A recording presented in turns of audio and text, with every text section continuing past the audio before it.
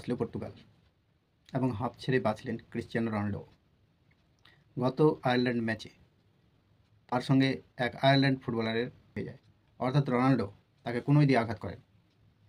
ফিফার নিয়মে বলা হয়েছে যে কোনোই দিয়ে আঘাত করা বা কারো উপরে হাত উঠানো এক জঘন্য অপরাধ, যার জন্য 3 ম্যাচ সাসপেন্ড থাকতে হয়। কিন্তু রোনাল্ডোকে শুধু একটি ম্যাচ সাসপেন্ড করে ফিফা ছেড়ে দিয়েছে, অর্থাৎ রোনাল্ডো নিজের দেশের হয়ে 226টি ম্যাচ খেলার পর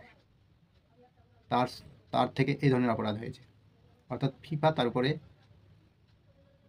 নমনীয় আচরণ দেখিয়েছে, কারণ তার ব্যবহারের জন্য। অর্থাৎ রোনাল্ডো যদি আগামী 1 বছরের মধ্যে আবার সেম অপরাধ করেন, তাহলে সেই 2 নির্বাচনটা আবার তাকে দেওয়া হবে।